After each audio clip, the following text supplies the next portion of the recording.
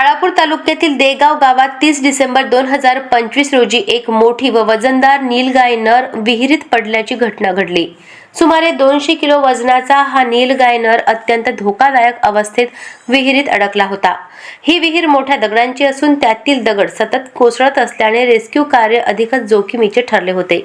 मात्र अशा कठीण परिस्थितीतही अकोला वन विभागाच्या रेस्क्यू टीमने तब्बल 2 तासांच्या अथक प्रयत्नानंतर नीलगाय नराला सुखरूप बाहेर काढण्यात यश मिळवले। विहिरीतून बाहेर काढताच नीलगाय नर पळून गेल्याने उपस्थित ग्रामस्थांसह संपूर्ण रेस्क्यू टीम मध्ये आनंदाचे वातावरण निर्माण झाले। या यशस्वी रेस्क्यू कारवाईसाठी RFO विश्वास थरात व वनपाल गजानन गायकवाड यांच्या मार्गदर्शनाखाली कार्य करण्यात आले।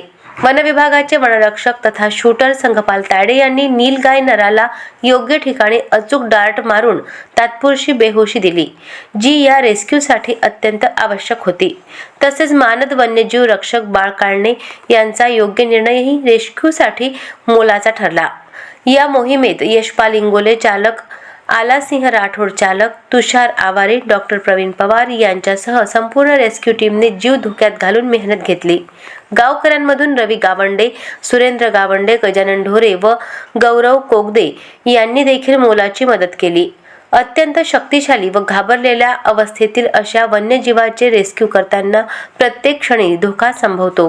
मात्र अकोला वन विभाग नेहमीच आपली जबाबदारी तत्परतेने पार पाडत असल्याचे या घटनेतून पुन्हा एकदा स्पष्ट झाले आहे। अशाच महत्त्वपूर्ण बातम्यांच्या अपडेटसाठी अजिंक्य भारत न्यूजच्या पेजला फॉलो करा आणि सबस्क्राइब करा। Thank you for watching.